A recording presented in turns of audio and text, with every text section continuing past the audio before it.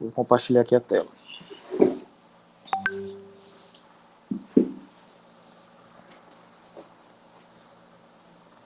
Pessoal, tá compartilhando? Confirme aí, por favor, no chat se tá compartilhando. Tá sim. Pronto. Pois vamos começar.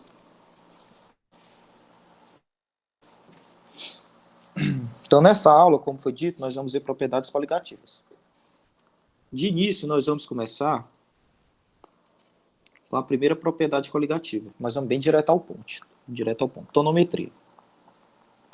Então, tonometria, pessoal, é nada mais, nada menos uma propriedade coligativa que estuda o quê? A tonometria, ela estuda o abaixamento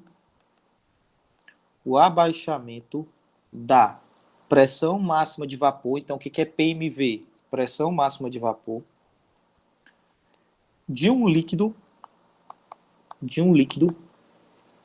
provocado pela dissolução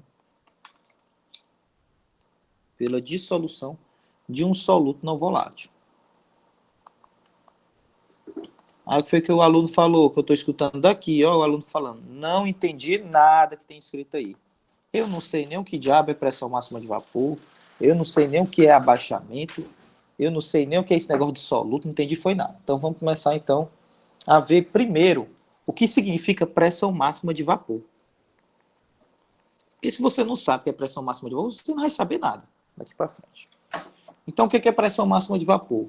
A pressão máxima de vapor, pessoal, vocês têm que ter em mente isso, ela indica a tendência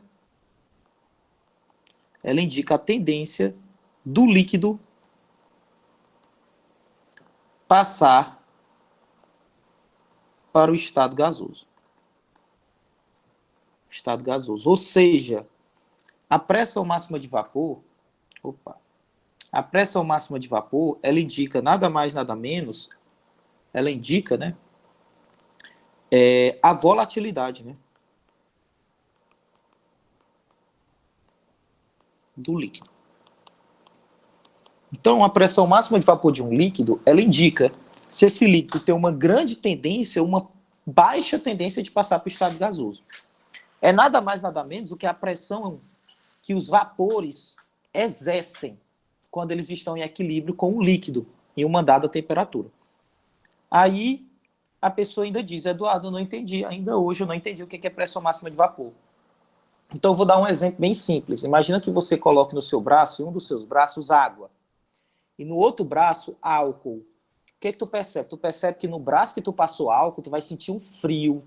Por que o Felipe Raposo sentiu frio nesse braço que ele passou álcool? Aí ele explica. Porque o álcool, professor, evapora. Ele evapora facilmente. O álcool é muito volátil. E quando ele evapora, ele leva junto consigo o calor do nosso corpo. Ah, Felipe tá certo. Mas, então, qual a explicação? O álcool, diferentemente da água, ele é mais volátil.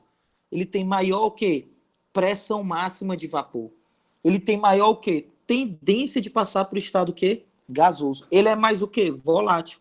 Então, quanto mais volátil for um líquido, maior é a sua pressão máxima de vapor. Quanto maior a tendência desse líquido de passar para o estado gasoso, maior é a pressão máxima de vapor desse líquido. Então, a pressão máxima de vapor indica nada mais, nada menos o quê? Do que a tendência de um líquido passar para o estado gasoso. Indica quanto esse líquido é volátil, é muito ou é pouco. Aí tu pega o valor da pressão máxima de vapor. Se um tem pressão máxima de vapor de 400, outro tem de 500, o de 500 é mais volátil do que de 400, porque ele tem maior pressão máxima de vapor. Ele tem maior tendência de passar para o estado gasoso. Então tatue bem no seu braço aí, de carvão, tatue com carvão no braço aí. Pressão máxima de vapor indica a tendência do líquido passar para o estado gasoso. Algumas observações.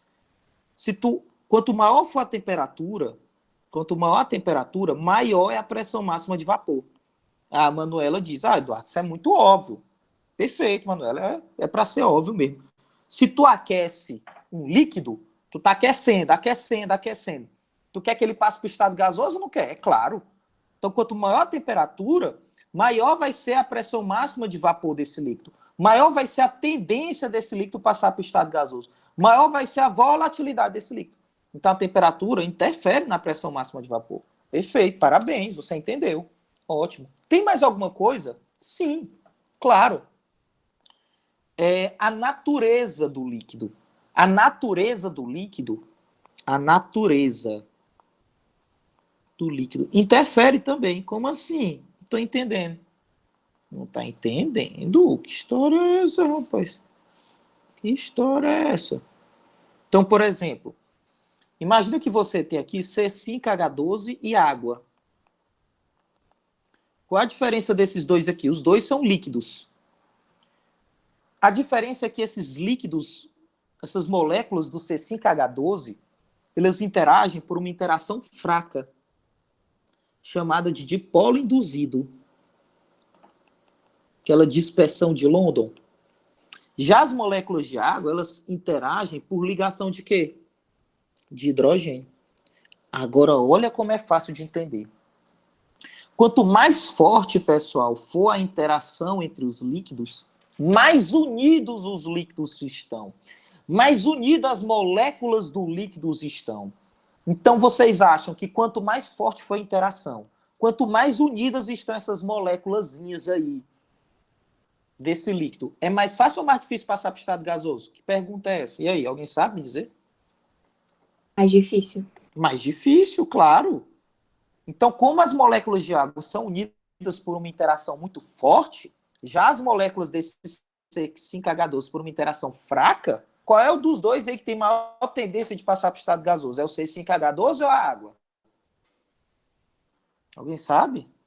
Quem é que mais quer ir para o estado gasoso? É o C5H12 ou a água? Qual que é mais fácil de passar para o estado gasoso? E isso, porque as suas interações são fracas. É fácil. Tu chega aqui, tu mete uma lapadinha. Bora, C5H12. Puf! Mete um tapa nele, ele passa para o estado gasoso. A água não, tem que empurrar a água. Empurra, empurra, empurra, empurra. Tem que ser com muita força. Então, esse daqui tem maior pressão máxima de vapor. Esse aqui tem menor. Por quê? Porque pressão máxima de vapor indica a tendência de passar para o estado gasoso. Qual desses dois é mais fácil passar para o estado gasoso? C5H12. Então, ele tem maior pressão máxima de vapor. Meu Deus, Eduardo, eu não sabia que era tão fácil. É, rapaz, tu tem que estudar, que é fácil o conteúdo. Outra observação. A pressão máxima de vapor não depende, isso aqui eu acho que era na prova do ano passado, não depende da quantidade de líquido, né? De líquido e vapor. Em equilíbrio. Como assim? Menino, ei, menino, ei, menino. Ei, Vinícius, presta atenção, Vinícius, anota aí. Se tu tem 1 litro de água, ou 1.000 litros de água, ou 1 tonelada de água, ou 50 ml de água, tudo é água, rapaz, tudo é água, tudo é H2O. Tudo é a mesma molécula de água, é a mesma substância. Então, a pressão máxima de vapor de 1 litro de água não é diferente da pressão máxima de vapor de 1 bilhão de litros de água, de 1 tonelada de litro de água. Não, é a mesma. Porque a pressão máxima de vapor não depende da quantidade de líquido e nem de vapor. Beleza? Então, não depende. Não depende. Isso é importante saber. Beleza de Creuza? Então, já falamos de várias coisas sobre pressão máxima de vapor, né? Mede a volatilidade, indica a tendência de passar para o estado gasoso, depende da temperatura, depende da natureza do líquido, né? Não depende da quantidade de líquido. Olha que legal. Menino. Mas, rapaz, até eu estou entendendo aqui tudo. Outra observação, só mais essa, né? Quando é que um líquido entra em ebulição? Alguém sabe quando é que um líquido entra em ebulição? Quando a pressão externa se iguala à pressão de vapor. Olha aí, é quando a pressão externa, né, ela se iguala com a pressão de quê? De vapor, exatamente, Manuela. Parabéns, nota 10. Então, tu tem aqui, por exemplo, a água. Quando é que a água entra em ebulição? Quando a pressão de vapor da água se iguala com a pressão externa, né? Exatamente. Então, quando a pressão de vapor se iguala com a pressão externa, o líquido entra em ebulição. Aí eu vou perguntar para a Manuela, vamos ver se a Manuela está estudando. Manuela, tem como um líquido entrar em ebulição sem eu aquecer, sem eu precisar aquecer, ele, tem como um líquido ferver, entrar em ebulição? O que é que você acha? Sim, é só diminuir a pressão. Exatamente, é reduzir a pressão externa. Olha aí que nota 10. Então, como é que um líquido entra em ebulição? Então, para um líquido entrar em ebulição, a pressão externa tem que ser igual à pressão de vapor. Como é que tu faz um líquido entrar em ebulição sem precisar aquecer ele? É só tu diminuir a pressão externa, meu filho. Por quê? Porque se a pressão externa é muito pequena, rapidamente a pressão de vapor vai se igualar com a pressão externa, já que ela é bem pequenininha. Então, tem como um líquido ferver sem ser aquecido. Então, como é que um líquido ferve? Isso aqui é bom de ficar em prova, viu? Ferver sem ser aquecido. É simples, é só tu diminuir o quê? A pressão externa. Outra observação sobre a ebulição. Quanto for maior a altitude, o que acontece com a pressão externa? É maior ou menor a pressão externa? É menor a pressão externa, menor a pressão atmosférica. Então é mais fácil ou mais difícil um líquido entrar em ebulição? Alguém sabe? Quanto menor for a pressão externa, é mais fácil ou mais difícil um líquido entrar em ebulição? Mais fácil. Mais fácil, porque um líquido entra em ebulição quando a pressão externa é igual à pressão de vapor. Se a pressão externa é bem pequenininha, meu amigo, é muito fácil. A pressão de vapor se iguala muito rápido com a pressão externa. Então, aqui é fácil demais a ebulição. Ele entra em ebulição numa temperatura menor. Por exemplo, a nível do mar, a água entra em ebulição a 100 graus. Numa altitude muito elevada, pode ser 80. Que é mais fácil a ebulição. Que é mais fácil a pressão de vapor se igualar com a pressão externa. Isso aqui explica também, por exemplo, o funcionamento da panela de pressão. O que a panela de pressão faz? Ela aumenta a pressão externa. Se a pressão externa agora já é maior, é mais fácil ou mais difícil entrar em ebulição? Já que a pressão externa é maior. É mais difícil, né? Então a panela de pressão, o pito, que fica em cima da panela de pressão, ele aumenta a pressão externa. Então ele faz dificultar a ebulição. Ele dificulta, ele faz com que a água entre em ebulição numa temperatura maior. Isso é bom, porque isso faz com que o alimento cozinhe mais rápido. Por quê, Eduardo? Eu não entendi.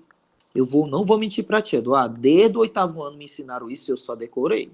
Eu nunca aprendi. Menino, Qual a explicação? Muito fácil. Já que a água, como a temperatura de ebulição é maior, quer dizer que a água ela ferve numa temperatura maior. Por exemplo, a 100 graus, a água não é para entrar em ebulição, vixe, a água vai todo para o estado gasoso. Lascou, não vai sobrar nem água na minha panela, ó, ela vai entrar no estado gasoso. Só que se for uma panela de pressão, a 110 graus, por exemplo, que é para a água já até no estado gasoso, ela continua lá no estado líquido, fervendo. Por quê? Porque a panela de pressão faz com que o líquido entre em ebulição numa temperatura maior. Então isso é bom. Imagina lá a costelona lá, a costeleta, quem gosta de comer a costeleta tá lá na panela de pressão fervendo a 110 graus. Minha amiga, é bom. Então a água ferve numa temperatura maior. Isso faz com que o alimento cozinhe mais rápido, né? Essa é a explicação aí científica. Então a gente viu tudo de pressão de vapor. Por quê? Porque com certeza pode cair na prova alguma questão teórica de pressão máxima de vapor. Então, se for cair, pode estar aí, né, a resposta. Agora que você já sabe que é pressão máxima de vapor, vamos voltar para o que diabo é tonometria. O que é essa tonometria mesmo? Então, vou pegar e vou colocar de novo aqui embaixo o que é tonometria, para a gente entender. Até agora, alguma dúvida sobre o que é tonometria, sobre o que é pressão máxima de vapor? Pergunte agora ou cale-se para sempre. Não, pode falar depois. Então, vamos lá. Bota um ok no chat, quem entendeu. Eu vou só dizer o que é tonometria e depois eu vou explicar didaticamente o que significa isso que eu estou anotando.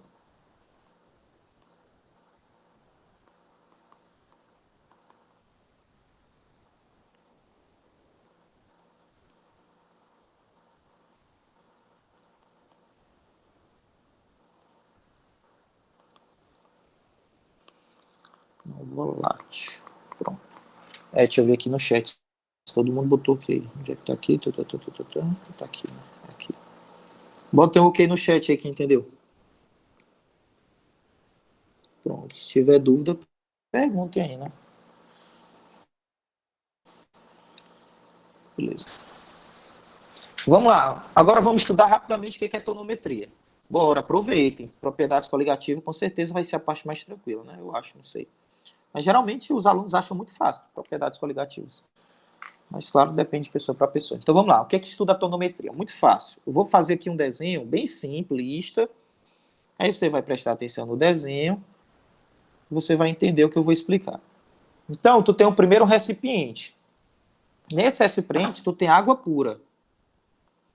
Tu só tem água aqui, água pura. H2O. Água pura, né? Água pura. Vou até botar aqui, H2O. E nesse recipiente, tu não tem água pura. Tu pegou a água e tu adicionou nele, sabe o quê? Glicose. Então, tu vai ter uma solução o quê?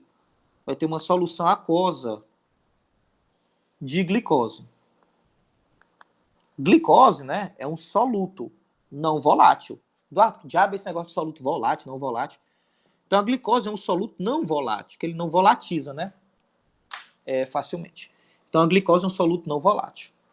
O que acontece, pessoal? Então, a água pura, ela tem uma pressão de vapor.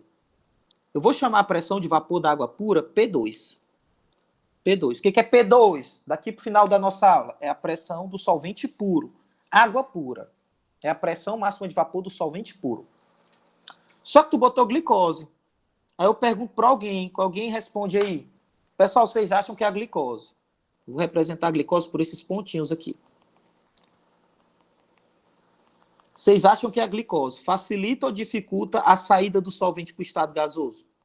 Pense na glicose como uma muralha da China, como um bando de segurança na porta de uma boate. Ela facilita ou dificulta a saída da água? Alguém sabe me dizer aí? Ou ninguém sabe? Ninguém. Vixe, Maria. Dificulta. Dificulta, isso é claro. Soluto dificulta a saída do solvente. Então é como se as moléculas de água quisessem passar para o estado gasoso, mas elas se chocam com o soluto. Então o soluto, pessoal, ele impede espacialmente a saída de solvente. Então, pessoal, essa solução de glicose, ela tem uma menor tendência de passar para o estado gasoso do que a água pura. Porque o soluto dificulta a passagem da água para o estado gasoso. Ela tem uma menor tendência. Então, ela tem uma menor pressão máxima de vapor. Por quê? Porque pressão máxima de vapor indica a tendência do líquido passar para o estado gasoso. Então, a pressão de vapor dessa solução é menor do que a do solvente puro. É menor. E é isso que estuda a tonometria. O abaixamento fica menor da pressão de vapor quando tu coloca um soluto não volátil. É isso que estuda. Você pode analisar isso até no gráfico, né? Olha o gráfico aí. O gráfico de pressão máxima de vapor, né? Pela temperatura. Tem dois gráficos aqui, ó. Qual é o gráfico do solvente da água pura e qual é o gráfico da solução de glicose? Então, tu considera a temperatura constante. Então, numa temperatura constante, olha a pressão de vapor aqui desse gráfico e desse outro. Então, isso aqui é maior. É a pressão do solvente puro, é o P2. Já essa pressão aqui essa pressão aqui é maior, né? É a pressão do solvente puro. Já essa pressão aqui, P, é menor. É da solução. Então, isso aqui é o gráfico da água pura, né? E aqui é o gráfico da solução. Então, a pressão máxima de vapor, ela diminui. Ela abaixa. Primeira coisa, como calcular a nova pressão P? Lei de Raoult. Vai cair em prova? Ora, não. Duvido isso aqui não cai. Como é que tu calcula a nova pressão? É só tu aplicar a lei de Raoult. O que fala a lei de Raoult? A lei de Raoult, muito simples, né? O que ela diz? Ela diz que a nova pressão, P, era a pressão da água pura, ou seja, a pressão de antes de tu adicionar, né, o soluto, vezes o X2. Que diabo é esse X2? Eu não sei o que é X2, nem X2, não sei o que é nada. X2 é a fração molar do solvente. Ou seja, o que é o X2? O X2 é nada mais, nada menos do que o número de mol do solvente, né, dessa solução aqui de glicose, sobre o número de mol total. O que é o número de mol total? É o de glicose mais o de solvente. Então, o X2 é o número de mol do solvente sobre o número de mol total. O que é esse número de mol total? É o número de mol da glicose mais de solvente. Então, essa é a primeira fórmula que vocês têm que saber a nível de prova. Segunda fórmula que cai muito. Essa daqui, ó. Delta P sobre P2, Eduardo, sei nem o diabo é delta P. Delta P é nada mais do que, o que é o delta P? É o abaixamento, né? É chamado até de abaixamento absoluto. Isso cai na prova. O que é abaixamento absoluto? Isso cai, viu? É o delta P, como assim? Antes tu tinha uma pressão P2, que era da água pura. Só que agora tu tem uma nova pressão P. Então tu foi para P. Então quanto é que abaixou? Então o menino tinha R$100, juntou R$100. Foi pro shopping, teve que pagar o cinema, aí a namorada ainda pediu um sorvete, então ele gastou um dinheirinho, só chegou em casa com R$20, ó. Quanto é que foi o delta P? Saiu de 100 e foi para 20. Foi 80. Meu Deus, só isso, Eduardo? Isso que é abaixamento absoluto. Quanto tu tinha, menos que tu tem agora. E essa outra aqui, né, que é o delta P sobre P2, ele tem outro nome. Chamado de abaixamento relativo. Que diabo é abaixamento relativo? Tu não tinha 100 conto, menino? Tu não chegou em casa só com 20 na carteira? Quanto é que tu perdeu de real? Eduardo, eu perdi 80. 80 é o delta P. E o que é o P2? Não era a pressão inicial? Eduardo, eu perdi R$80 e eu tinha 100. Ou seja, ele perdeu 80 em relação ao inicial, que era 100. Isso que é abaixamento relativo. Quanto abaixou em relação ao que tu tinha antes? Então é nada mais do que o delta P sobre o P2. Ou seja, quanto abaixou em relação ao que tu tinha antes. A fórmula é Kt vezes molaridade vezes o I. Essa é a fórmula. Aí o que é o Kt? É a constante tonoscópica. Como é que eu calculo constante tonoscópica? É a massa molar do solvente. No caso, nessa questão, o solvente era água, né? É a massa molar do solvente dividido por 1000. Dividido por 1000. Dividido por 1000. Esse é o valor da constante tonoscópica ou tonométrica. O que é esse W? É a molalidade. É o número de mol do soluto sobre a massa do solvente em quilogramas. E o que é esse I? Esse I é chamado de fator de Van Toff. É o fator de Van Toff. Tu só usa fator de Van Toff, o I, tu só usa se a solução for o quê? Iônica. Se a solução for iônica. Eduardo, vai ser só teoria? Tu já viu fazer aula só de teoria? Vai ter questão, né? Vai ter questão já. Relaxa aí. Respira. Então, se for uma solução iônica. Por que esse I, Eduardo? Não estou entendendo. Por que tem que ter esse I? Então, vamos aprender o que é o fator de Van Toff. Então, de tonometria, só tem duas fórmulas principais. A lei de Raoult e o delta P sobre P2. São as duas principais. Tem outras? Claro, né? Mas aqui são as duas principais. Geralmente, sabe essas duas, responde qualquer questão. Né? Observação. O que é esse fator de Van Toff? Van Toff, ou de correção, pode ser chamado de fator de correção. Vamos aprender. Até agora, que é o I, né? Alguém não entendeu e tem alguma dúvida que queira tirar comigo? Alguém tem alguma dúvida? Não, né? Tá, porque tá todo mundo entendendo. Botou o que no chat, quem tá entendendo?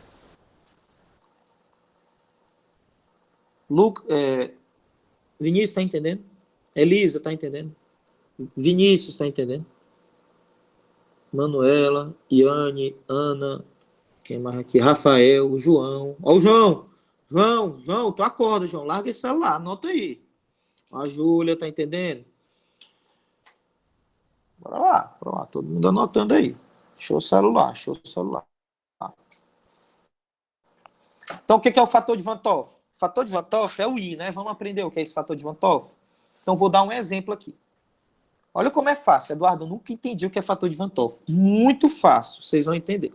Então, tu tem dois recipientes com água. Dois recipientes com water. Olha aí, o cara até no inglês.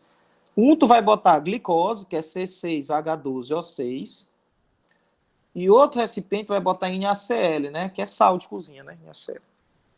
Qual é a diferença? Meu amigo, velho, se tu bota glicose, tu vai botar glicose. Glicose, né, tu vai botar em água. Ela vai pro estado aquoso, né?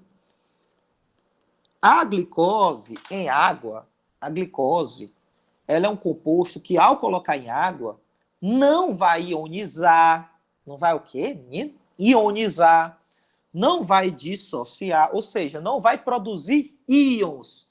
A única coisa é que em água vai ocorrer, as moléculas vão se separar e vão interagir em água, né?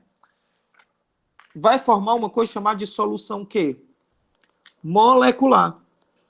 João, para você entender de forma mais tranquila, se tu bota uma molécula de glicose em água, tu vai continuar tendo uma molécula de glicose, só que agora interagindo com água, né? Aquosa.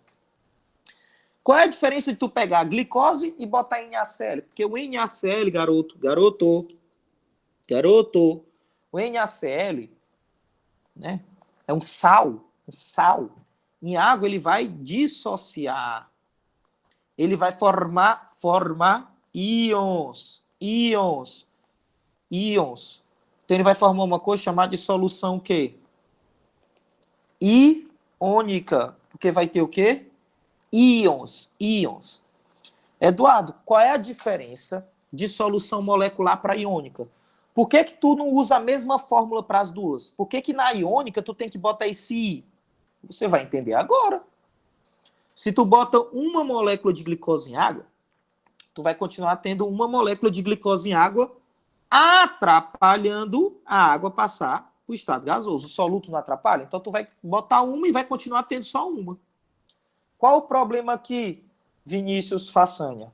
Que se você bota uma molécula de NaCl em água, tu vai ter agora, meu filho, tanto o Na+, quanto o Cl-, tu vai ter duas coisas atrapalhando a água passar para o estado gasoso. Porque formou íons. Aqui tu só tem um segurança atrapalhando a água sair. Aqui tu vai ter agora o quê? Dois seguranças atrapalhando a água sair. Ou seja, uma solução iônica, ela atrapalha muito mais a água passar para o estado gasoso do que uma solução molecular. Tu não pode trabalhar com as duas como se fosse a mesma coisa. São coisas diferentes. Por isso que sempre quando a solução for molecular, tu vai usar essa fórmula. ΔP sobre P2 é constante tonoscópica vezes a molaridade. Só isso. Quando a solução é iônica, tu vai usar ΔP sobre P2 é constante tonoscópica vezes a molaridade vezes o I. Tu tem que usar esse I, que é chamado de fator de correção. Que é chamado, né, de fator de Van 't Hoff. Como é que eu calculo o I? Muito simples. O I, ele é calculado assim, ó. Ele é dado por 1 mais alfa, que multiplica Q menos 1. I é igual a 1 mais alfa, que multiplica Q menos 1. O que é o alfa? É o grau de dissociação. O que é o quê? É a soma, né, dos coeficientes estequiométricos do produto. Entendi, foi nada. Entendi nada. Então, vamos lá. Qual o NaCl, por exemplo? O alfa, a questão traz. E se a questão não traz, eu considero quantos por cento? Alguém sabe me dizer aí ou já era?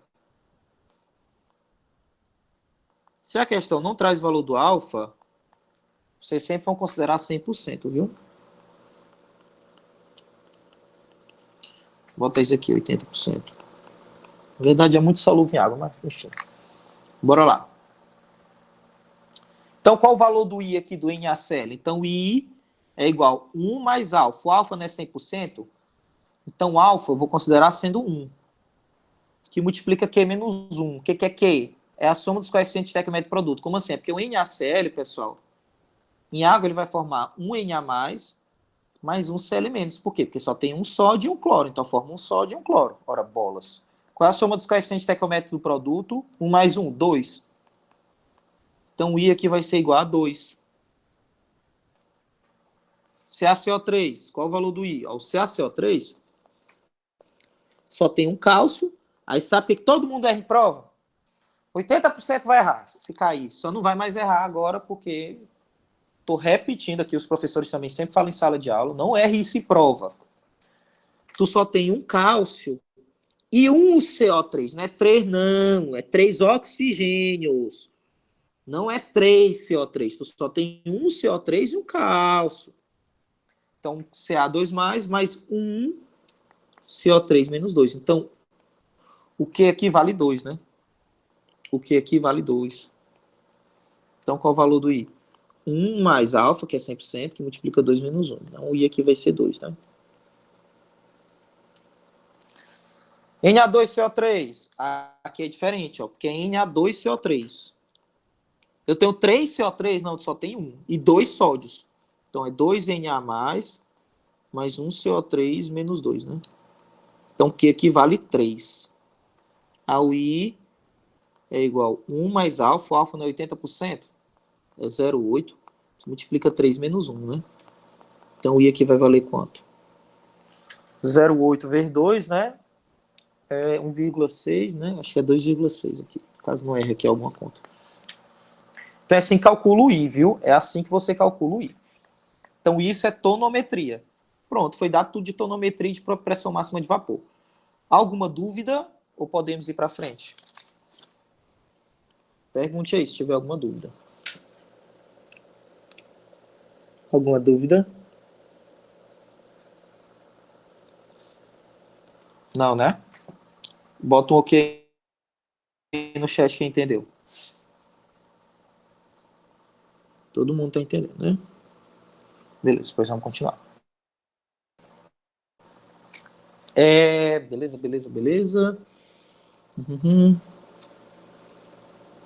Beleza, de Creuza. Vamos fazer aqui 2 questões. Bora aí, anotem bem. Deixa eu pegar bem aqui a questão pra gente fazer.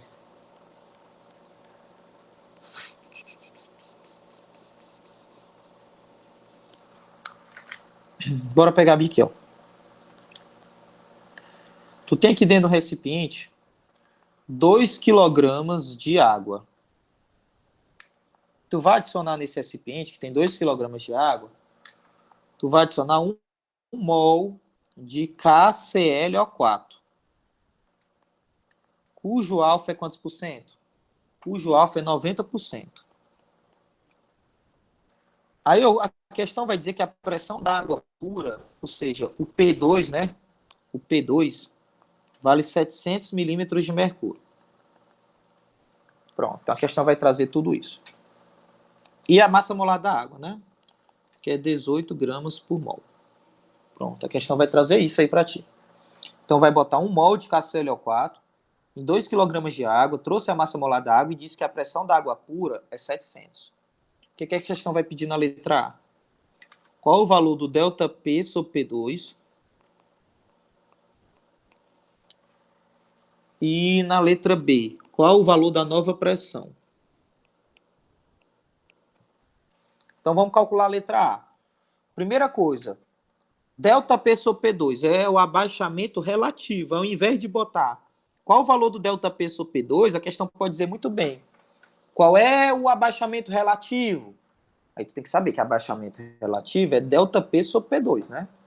Qual é a fórmula? Então, primeira coisa, KClO4, pessoal, é um composto iônico.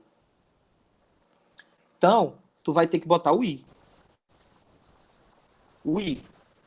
Então, vai ficar como aqui? ΔP, né? Sobre P2 é constante solvente, que é a água, né? Então, é 18.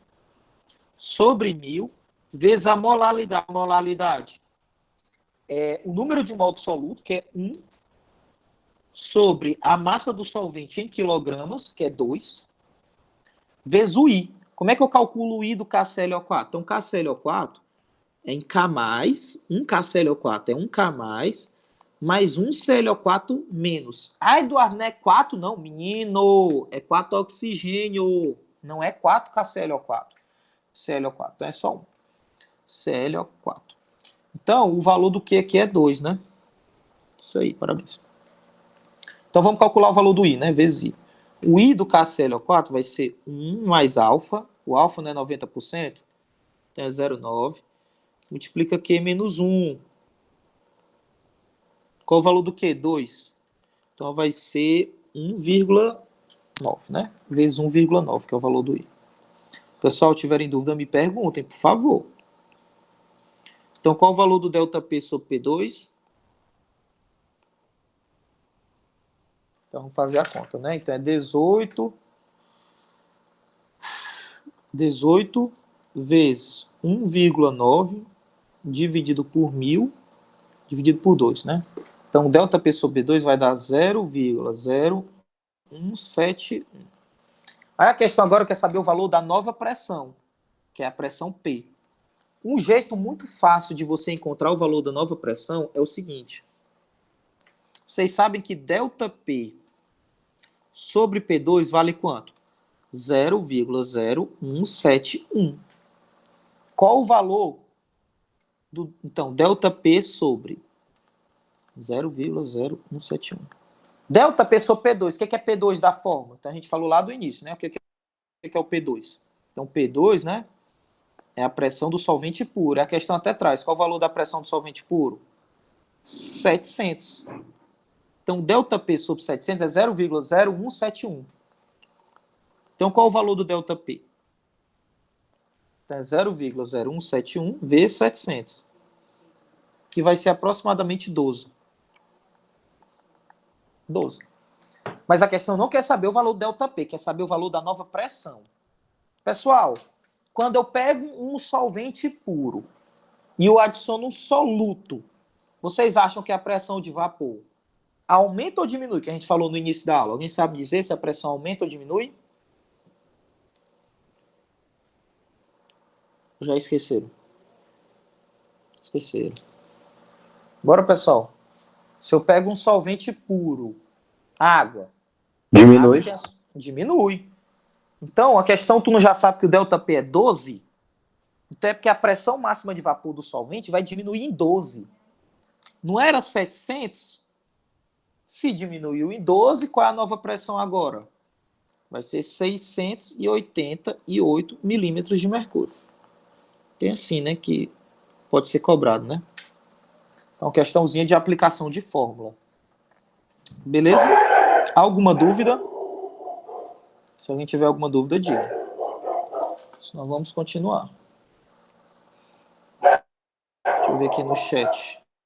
Tudo ok? Bota um ok aí, quem está entendendo. Felipe, você está entendendo? Quando tiver ionização parcial, não entendi essa pergunta do Rafael. Depois tu diz aí direitinho. Beleza, então aqui está a formulazinha, né? Uma questãozinha aqui para a gente brincar. Essa foi uma observação, né? Observação 1 é o fator de Van Toff. Outra observação é essa daqui. Não, vamos para a ebuliometria. Vamos para a ebuliometria, depois eu boto essa observação. Então, ebuliometria. Então, agora nós estamos indo para a segunda propriedade coligativa, ebuliometria. O que fala ebuliometria? Ebuliometria, ela estuda o quê? Então, primeiro eu vou dizer o que é e depois eu vou explicar didaticamente o que significa ebuliometria. Então, ela estuda o abaixamento da temperatura de ebulição do solvente, a elevação, desculpa. Estuda a elevação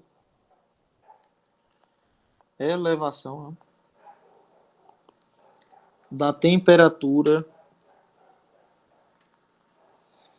de ebulição.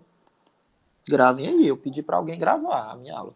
Estuda a elevação da temperatura de ebulição do solvente pela dissolução de um soluto não volátil. Eduardo, não entendi nada que tem escrito aí. Meu amigo, como é, meu amigo? Então veja aqui. Vou botar um exemplo aqui. Então, imagine que aqui você tenha só água, né? Água pura. Você pegou essa água pura, né? E adicionou glicose. Então, aqui você tem uma solução aquosa de glicose. Pessoal, a gente acabou de ver, né? Ora bolas, ora bolas. O soluto dificulta a passagem do solvente para o estado gasoso. Ou seja, se tu pega uma solução num solvente puro, por exemplo, água pura, e tu bota soluto, o soluto dificulta que a água passe para o estado gasoso. Ele até diminui a pressão máxima de vapor. Isso tudo a gente já estudou na nossa aula de hoje. Agora, o X da questão é, todo mundo sabe que a nível do mar, a 1 atm, a água entra em ebulição a 100 graus. A água entra em ebulição a 100 graus Celsius. Só que agora, meu jovem, você botou um soluto. E o soluto ele é muito chatinho. Por quê? Porque ele dificulta que a água passe para o estado gasoso. Então, a água pura entra em ebulição a 100 graus. Só que agora a solução de glicose não vai entrar em ebulição a 100 graus. Para ela entrar em ebulição, vai ter que ser numa temperatura maior ou menor, pessoal? Alguém sabe? Já que o soluto não atrapalha que a água passe para o estado gasoso. Então é mais difícil a água entrar em ebulição. Então vai precisar de uma temperatura maior ou menor? Alguém sabe? Ou ninguém sabe? Maior. Maior, claro. Então a temperatura, vou chamar essa temperatura de ebulição aqui T2, essa temperatura de ebulição de T. A temperatura de ebulição da solução de glicose é maior do que a temperatura de ebulição do solvente puro. Você vai precisar de uma temperatura maior para que essa água entre em ebulição, já que o soluto o quê? Atrapalha a passagem, né? Qual é a fórmula? ΔTE, né, que é quanto a temperatura de ebulição vai aumentar, né? É constante ebulioscópica vezes a molaridade vezes o I. Lembrando, o I só usa essa solução for o quê? Iônica. Molaridade, que é o W, todo mundo já sabe, eu já expliquei. Molaridade, né? É o N do soluto, né? Pela massa, né? Do solvente em quilogramas. E a constante ebuliométrica, ela depende do solvente. Lembrar, essa constante ebuliométrica não depende do soluto. Ela depende do solvente. É bom ir para a prova sabendo decorado só o da água. Geralmente, quando não é da água, a questão traz. A da água é 0,52 graus Celsius molar. Então é bom saber na prova o da água decorado. O da água decorado. Beleza? Tá aí. Olha que legal. Rapaz, massa, né? Tudo em pouco tempo. Anotem aí, anotem. Vou pegar uma questão aqui pra gente fazer.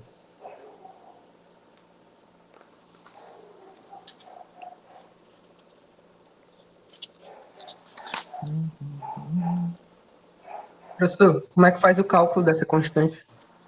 Rapaz, tem uma fórmula. Tem como calcular a constante ebuliométrica. Eu nunca vi foi isso caindo em prova. É bom saber, né? Eu acho que o professor, não sei se falou em sala de aula, mas tem como calcular. É difícil cair em prova isso. Mas tem essa fórmula aqui, ó.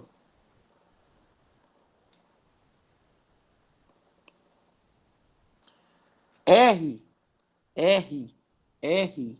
é a constante dos gases. R é a constante dos gases. T é a temperatura de ebulição. Vou até botar aqui embaixo, né? R é a constante dos gases, né? T2, o que é T2? É a temperatura de ebulição, né? Do solvente puro. LV, o que é LV? O que é LV? LV não é lima verde, né? É calor latente de vaporização. O que é o calor latente de vaporização? O calor latente de vaporização, no caso do solvente puro, né? Solvente puro. Tu tem que ter cuidado na hora da prova. Se a questão trouxer o calor latente de vaporização em caloria por grama ou em joule por grama, se o calor latente de vaporização, a questão trouxer em caloria por grama, o valor do R que tu vai ter que usar é 2. Se a questão trouxer o calor latente de vaporização em joule, tu vai ter que usar o valor do R sendo 8,3. E é isso. Tem essa fórmula aí. O professor Mendes falou em sala de aula dessa fórmula? Falou. Falou. Rapaz, eu nunca vi isso cair muito em prova, não, mas pode, né? Se foi falado, pode cair. Pronto, foi até bom você ter perguntado que eu botei aqui. Vamos fazer uma questão de eboliometria. Bora lá. Menino, nós estamos vendo o assunto do ano todo aqui, do mês todo aqui, rapaz. Muita coisa, hein, cara? Muita coisa. Anotem aí, vamos ver aqui o que nós fazemos aqui. Já sei, vou botar uma questão bacana aqui pra gente fazer. De vez em quando isso aqui, eu acho que caiu na prova do ano passado. Pega essa questão bem aqui. Olha que legal essa questão. Tu tem 3 soluções. Vamos botar bem aqui. Soluções. Soluções e aqui é a molaridade. Pronto, vamos fazer essa questão aqui. Tem uma solução A, uma B e uma C. A A é de CaCO3. A B, eu vou dizer que é de glicose. E a C é de Al2SO4,3. A molaridade dessa é 0,2 mol por litro. Aqui é 0,1 mol por litro. E aqui é 0,3 mol por litro. Eu quero saber dessas soluções A, B e C, coloque em ordem crescente de temperatura de ebulição. Aí a questão diz, considere só nessa questão, não é sempre não, considere a molalidade praticamente igual a molalidade. E aí, como fazer essa questão? Então, essa questão já caiu em prova. Cai muito em vestibular, FUVEST, Unicamp. Quem for querer fazer FUVEST, Unicamp, sei lá. Isso aqui cai muito, até mesmo no Enem. Então, como fazer esse tipo de questão? A questão traz 3 soluções, aí traz a molaridade. Nas fórmulas, tudo é molalili. O que é o W? Lilidade. Molalili, aqui. Molalidade.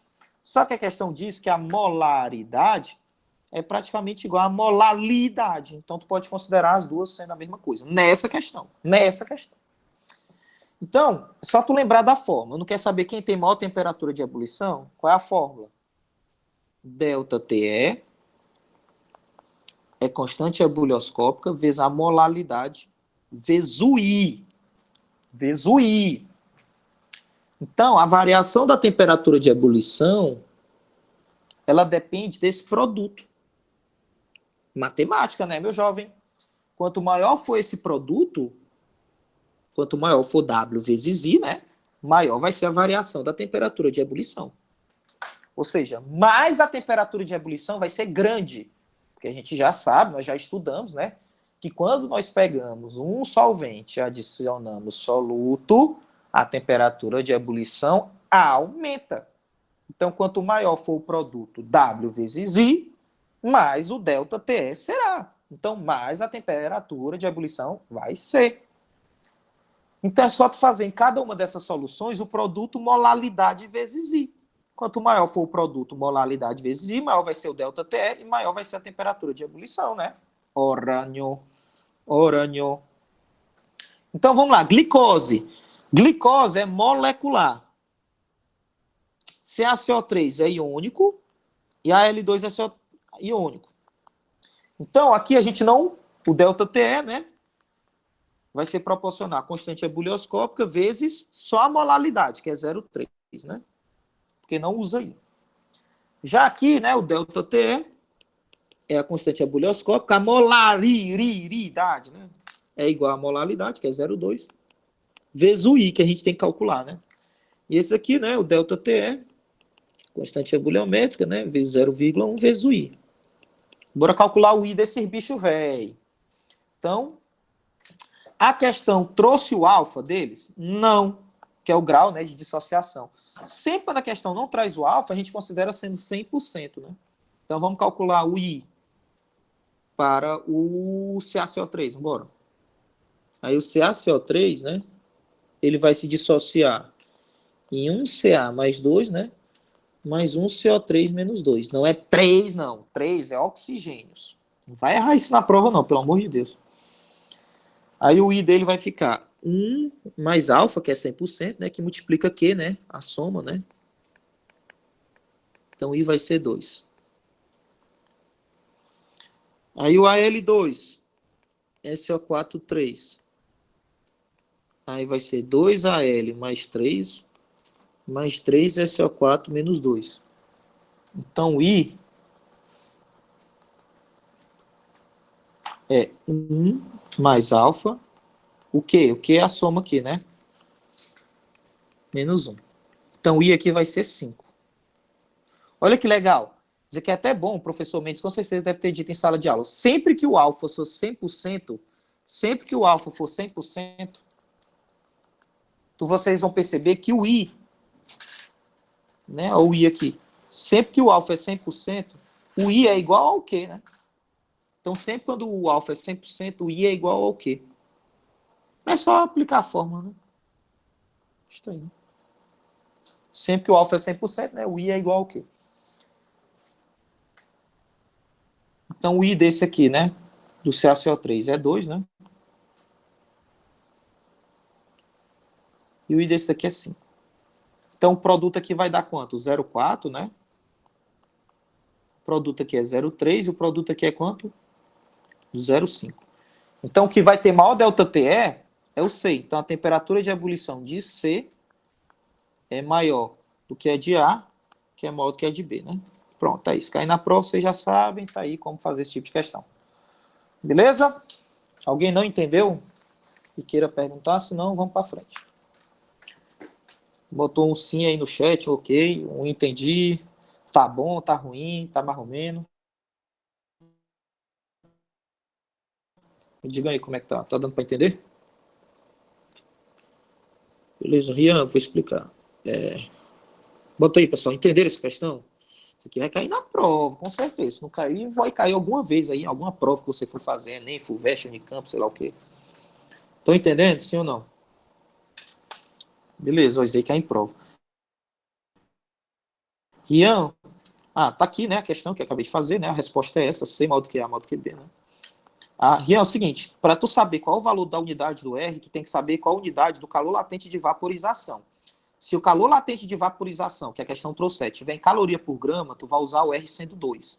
Se a unidade do calor latente de vaporização for joule por grama, tu vai usar o R sendo 8,3. Beleza? Então, quem vai dizer a unidade do R é a unidade do calor latente de vaporização. Vamos para a próxima propriedade coligativa. Criometria. O que estuda a criometria? Então, a criometria, ela estuda o quê? Estuda o abaixamento da temperatura de solidificação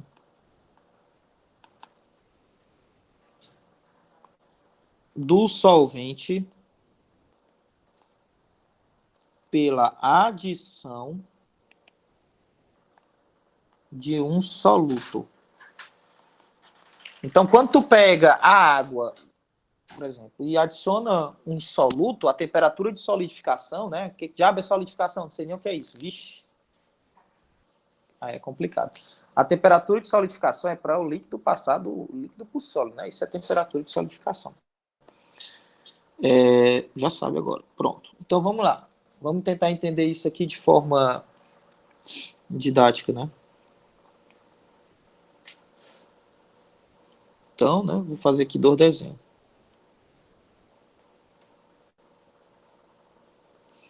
Então, nesse desenho, tu tem só água, né? Água pura. H2O. E aqui tu tem uma solução aquosa de glicose. Então, aqui tu tem água pura. E aqui tu tem uma solução aquosa de glicose. Tá aí a diferença.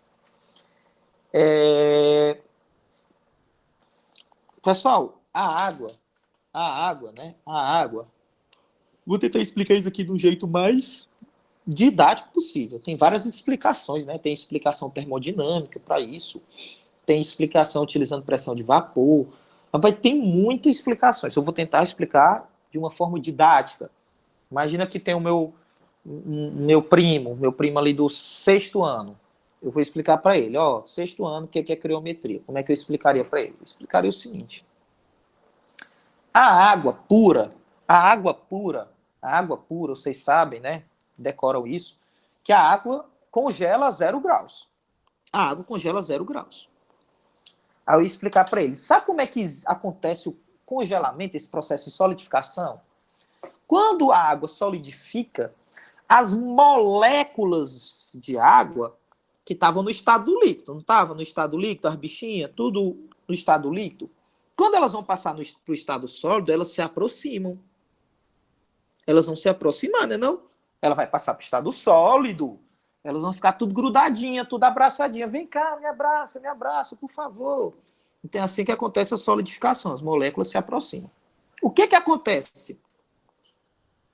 O que acontece é que agora as moléculas estão doidas para se aproximar. Chega aqui perto de mim, por favor. Mas o que acontece?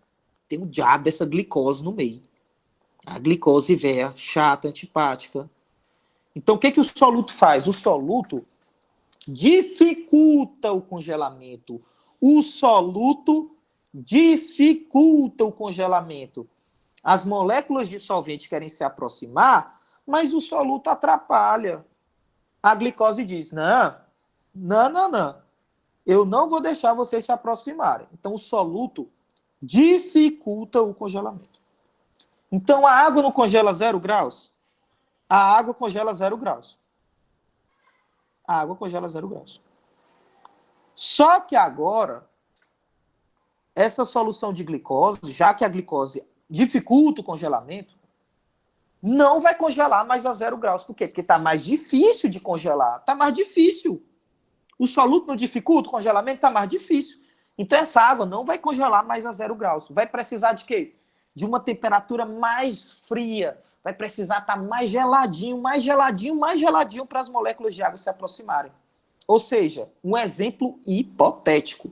Enquanto que a água pura congela a 0 graus, essa solução de glicose só vai congelar -2. Vai precisar de estar mais frio, mais gelado para as moléculas se aproximarem, já que a glicose atrapalha. Ou seja, o que acontece quando tu pega um solvente e tu adiciona soluto?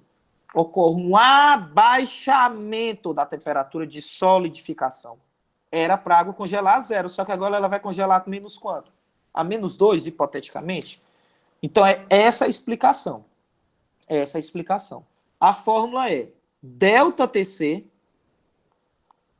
é constante crioscópica vezes a molaridade vezes I. Igual a fórmula de ebuliometria. Só muda que na ebuliometria é KE, que é constante ebuliométrica, né? Já que na crioscopia, ou criometria, é KC. Aí o KC para a água, caso vocês queiram decorar, para a água, qual é o valor do KC para a água? É 1,86 graus Celsius molar. Isso é para a água. E como é que calcula o valor do KC? A fórmula é idêntica à do KE. Só vai mudar umas coisinhas. R que multiplica TC ao quadrado sobre 1000 LF. Não é mais LV, é LF. O que é TC? É a temperatura, né, de congelamento, ou solidificação, né, do solvente puro. O que ela é? LF é o calor latente, né, de fusão do solvente puro, né, o calor latente, né, de fusão. do solvente puro. Segunda pergunta teórica que pode cair na prova. Então, por exemplo, isso aqui é uma questão teórica, esse exemplo aqui que eu dei, né? Professor, Oi. esse 1,86, ele é em joules ou em calorias? Não, o valor da constante... Isso aqui, né? Isso aqui é o valor da constante criométrica. Constante criométrica, a unidade é grau Celsius molar. Eduardo, mas por que aqui tu bota, por exemplo, caloria e joule? Porque se o calor latente de fusão tiver em caloria, o R também tem que estar em quê? Em caloria, né? Aí vai cancelar caloria com caloria. Por isso que o valor da constante não tem caloria nela, porque cancela o de cima com o de baixo. Deu para entender? Entendi, obrigada. É porque se o LF tiver em caloria, o R também tem que estar em caloria. Se o LF tiver em joule, o R também tem que estar em joule. Mas no final vai cancelar. Por isso que na constante eu não botei joule aqui, porque ela cancela. Olha que legal. Ótima pergunta. Porque às vezes a gente tem essas dúvidas, não é bom ficar só decorando. Então, parabéns por ter perguntado. Uma observação. Então, eu estou desenhando o que aqui? Bora ver quem acerta aqui. Quem acerta aqui? O que eu estou desenhando aqui? Ixi, ninguém.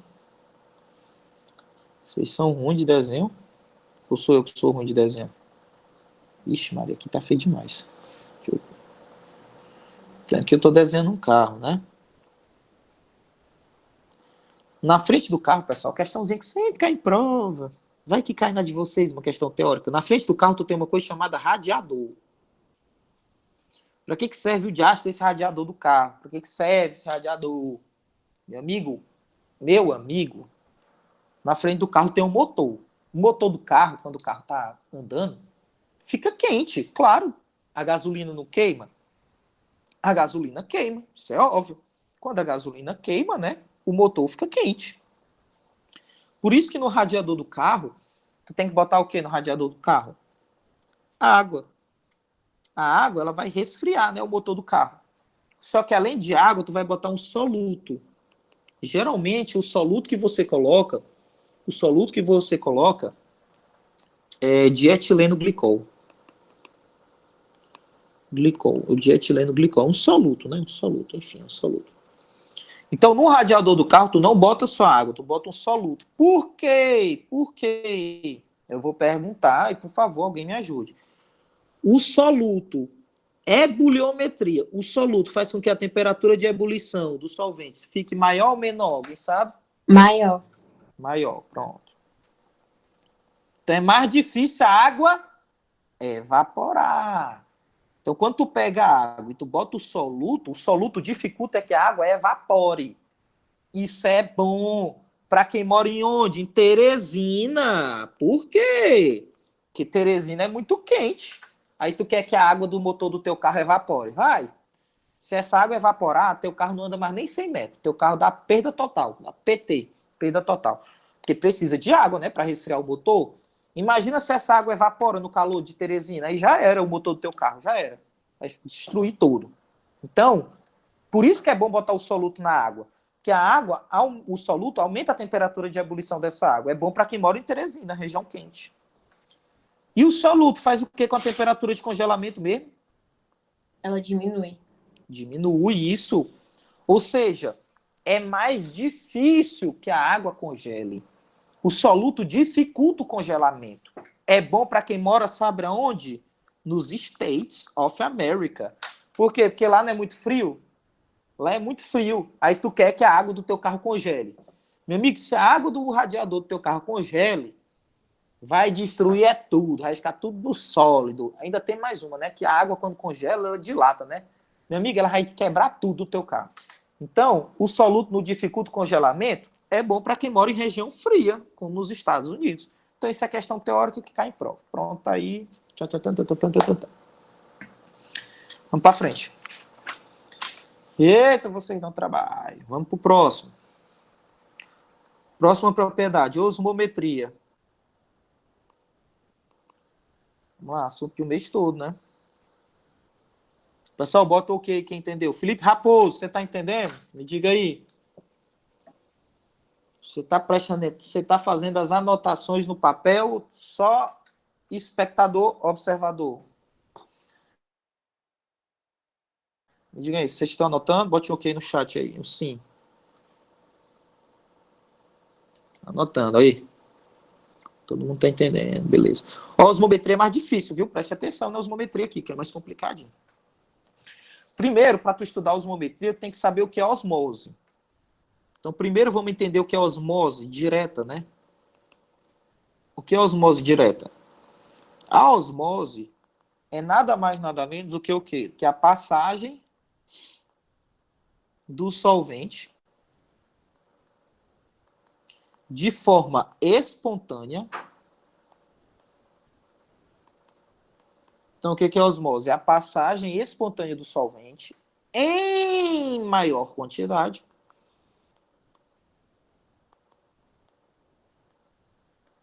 do meio. Meu amigo, biologia, vocês estudam isso aí desde o 6º ano.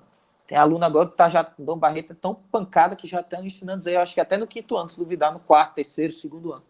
A água, ela sempre passa do meio menos concentrado para o meio mais concentrado, né? Então, a passagem da água em maior quantidade do meio hipotônico, menos concentrado, para o hipertônico, né? Através de uma membrana, né? Semipermeável. Então, isso é a osmose direta. É a água que passa em maior quantidade. Em maior quantidade. Isso aqui é importante. A gente entender isso daqui, né? Maior quantidade, né? Vamos entender aqui. Eu vou fazer um desenho. Então, look for that. Oh, inglêsão. Então, preste atenção aí, ó. Aqui é o MSP. O que é o MSP? Alguém sabe o que é o MSP? Que é bem esse negócio aí, MSP. Membrana semipermeável, né, rapaz? Aí, desse lado aqui, eu vou botar água pura. E aqui eu vou botar a solução de glicose. O que eu percebo? Eu percebo que a água... Felipe Raposo, olha que legal isso aqui. A água, Felipe, ela passa da solução de glicose para água pura. Ela passa. Ela passa. E a água também passa da água pura para a solução de glicose. Só que qual é o X, Y, Z, W, K da questão? A incógnita da questão é que a água ela vai passar em maior quantidade. Olha aí o P1, olha o vetor na física, o vetorzão. O P1zão, o tamanho do P1, imenso. O que é esse P, Eduardo? É pressão de vapor. A água ela passa em maior quantidade da água pura para a solução de glicose. Olha o tamanho do P1, ó, grandão. Eita, muito grande o P1. E ela passa em menor quantidade do solução de glicose para a solução de água pura. Ou seja, a água passa em maior quantidade do meio hipotônico, que é o meio menos concentrado, para o meio hipertônico. Isso é osmose. Cair na prova, que é osmose direta. É só isso. A água passar em maior quantidade do meio hipotônico para o meio hipertônico. Aí agora nós vamos entender o que é pressão osmótica. O que é pressão osmótica? Que é representado por esse pizinho aqui. Pressão osmótica é a pressão que deve ser aplicada. É a pressão que deve ser aplicada sobre o meio hipertônico, né? Ou seja, tu tem que aplicar uma pressão no meio mais concentrado para evitar a osmose.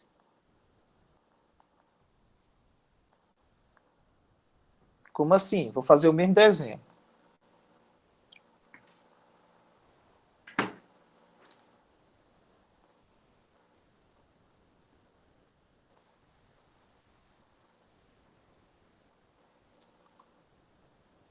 Mesmo desenho.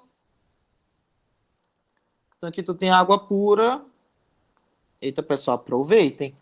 Com essa aula aqui, quem estiver mesmo aproveitando, estiver anotando tudo, prestando atenção, pensando na vida, né, e no futuro,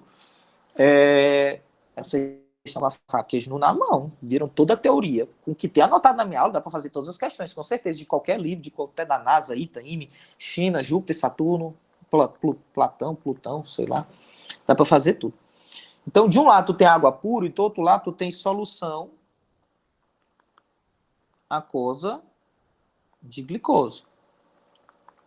Aí, eu acabei de falar para vocês, né, que a água, ela passa da glicose para a água pura. É o P2. Só que o P2 é pequeno. E o P1 é o quê? Grandão, muito grandão. Então, como o P1 é maior do que o P2, a gente acabou de ver, né? Como o P1 é maior do que o P2, né? A água passa mais da água pura para a solução de glicose do que da solução de glicose para a água pura, porque o P1 é maior do que o P2. Só que o que é a pressão osmótica? A pressão osmótica é uma pressão que tu tem que aplicar num lado mais concentrado. Então, tu vai aplicar a pressão osmótica aqui, ó. É aqui que tu aplica a pressão osmótica, na glicose, porque a glicose é mais concentrada do que a água pura, óbvio. Para quê? Para essa pressão aqui que tu vai aplicar nesse meio, ela se somar com a pressão P2, ela vai se somar com essa pressão P2, então essa é a pressão osmótica, o pizinho. A pressão osmótica, Felipe, Vinícius, João, não está aplicada nesse sentido, né? Nesse sentido, ó, nesse sentido. Então a pressão osmótica ela é aplicada em qual sentido, ó? Nesse sentido. Então ela vai se somar, né? Claro, com essa pressão P2 que está nesse sentido. Então agora a pressão P2 vai se somar com a nova pressão, que é a pressão osmótica, e vai se igualar com a pressão P1. Quando ocorre essa igualdade, o que vai acontecer? Isso aqui é questão de prova e a galera ainda hoje erra. Aí vai ter lá. Quando eu aplico a pressão osmótica, para de passar solvente, verdadeiro ou falso? Aí todo mundo, verdadeiro, porque não é osmose? É errado. O que é osmose? Osmose é a água passar em maior quantidade do meio hipotônico para o hipertônico. Quando as pressões se igualam, a água continua passando. Ela continua passando. Só que ela passa em quantidades iguais de um lado para o outro e desse para esse. Então ela passa em quantidades iguais. Não é mais em maior quantidade. Por isso que não existe mais osmose. Aí o que vai cair na prova, com certeza? Como calcular a pressão osmótica? É muito fácil. A pressão osmótica tem duas formas de ser calculado. Se a questão te trouxer a altura dessa coluna bem aqui, se a questão te trouxer a altura dessa coluna bem aí, como é que tu vai calcular a pressão osmótica? DGH. DGH. Cuidado. Vou para a prova sabendo a fórmula. Tu ainda vai errar, tu ainda pode errar, mas não vai mais. Porque tu vai ficar ligado no que eu estou falando. Como é que tu calcula pressão osmótica usando essa fórmula? Usando essa fórmula, tu vai calcular a pressão osmótica em Pascal. Mas a pressão osmótica em Pascal, para ela estar em Pascal, a densidade tem que estar em quê? A densidade tem que estar em quilograma por metro cúbico, a gravidade em metro por segundo ao quadrado e a altura tem que estar em metro. Essas são as unidades. Porque se não tiver nessas unidades, vai dar tudo errado. Então, para tu calcular a pressão osmótica em Pascal, a densidade tem que estar nessa unidade, a gravidade nessa unidade e a altura nessa unidade. Isso, tu vai calcular assim, Manuela, quando a questão te traz a altura. Aí tu vai calcular desse jeito. A outra forma de calcular a pressão osmótica não é quando a questão te traz a altura, não. É quando a questão te traz, né, a molaridade dessa solução. Não tem a solução de glicose? Quando a questão te traz a molaridade dela, a concentração. Aí tu vai aplicar essa fórmula. Molaridade RTI. Lembrando, o I só se a solução for o quê? Iônica. Nesse caso, não é glicose? Então, não precisaria, se a solução for iônica. Aí, nesse caso, a molaridade é em mol por litro. O R, né? Vocês sabem, né?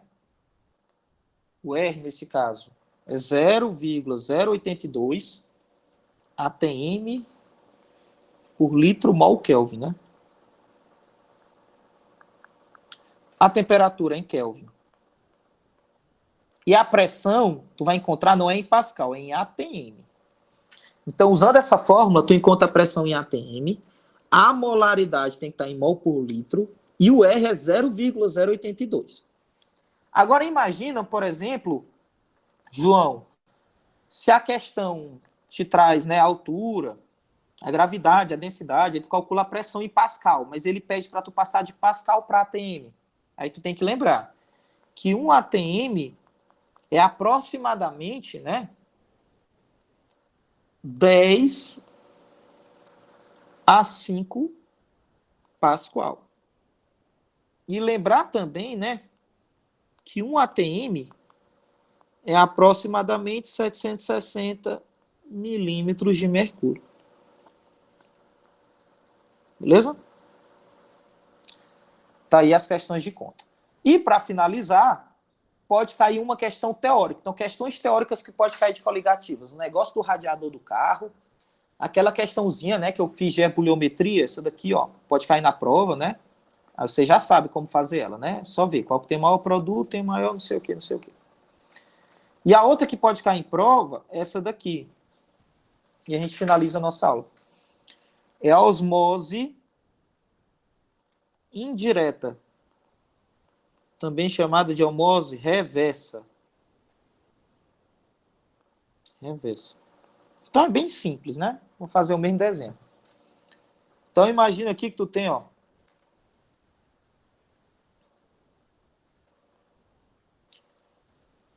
eita, pessoal, cansei. Tu tem aqui uma membrana semipermeável. Aí desse lado tu tem água pura, né? E aqui tu tem solução aquosa de glicose. Aí a gente já viu tudo, né? Que a água ela passa em maior quantidade. Daqui para cá, né? A gente viu que P1 é maior do que P2. Essa é chamada de osmose. O que é osmose? A água passa em maior quantidade, né? Do meio menos concentrado para o meio mais concentrado. Porque P1, né, é maior do que P2. Só que o que o Vinícius vai fazer? O Vinícius Fassan, ele vai aplicar uma pressão aqui no meio hipertônico. Só que essa pressão que ele vai aplicar, que eu vou chamar de pressão P, ela vai se somar com o P2, não vai? A pressão P aqui se somando com o P2, né? Só que agora, P2, né? P2. Mais essa pressão P, ela vai ser maior do que P1. Porque na osmose, o que era a osmose que a gente viu? Na osmose, a pressão osmótica ela se soma com P2 e se iguala com P1. Aí barra a osmose. Aí vai barrar o fenômeno da osmose. Né? Elas se igualam, ó, elas se igualam. Isso é na osmose. Já na osmose indireta, essa pressão é muito grande, é maior do que a pressão osmótica. Então essa pressão P se soma com P2 e fica maior do que P1. Então P2 se soma com P e fica maior do que P1. Aí nesse caso, o que é que vai acontecer? A água, ela não vai passar mais do meio menos concentrado para o meio mais concentrado. Ela vai passar do meio mais concentrado para o meio menos concentrado. Então, tu vai tirar a água da solução de glicose. Como é que isso cai na prova? Dubai. Sabe como é que a galera consegue água lá em Dubai? A partir do mar. Como? Usando a osmose reversa. Eles tiram água do mar, que é um meio muito concentrado. Então, a água ela vai passar do meio muito concentrado para o meio menos concentrado. É a osmose reversa, né? Chamada de osmose indireta. Então, o que é a osmose indireta? Reversa. A água ela vai passar agora, não é do meio menos concentrado para o meio mais concentrado. É do meio mais concentrado para o meio menos concentrado. A aplicação, o processo de dessalinização da água, né? Utilizado muito em região de Dubai. Com isso, vocês viram todo o conteúdo para a prova de propriedades coligativas. Professor, E aí, gostaram? Foi útil? Oi. professor, o senhor pode explicar aquele negócio de novo de não ter mais osmose, menos osmose, que eu não entendi.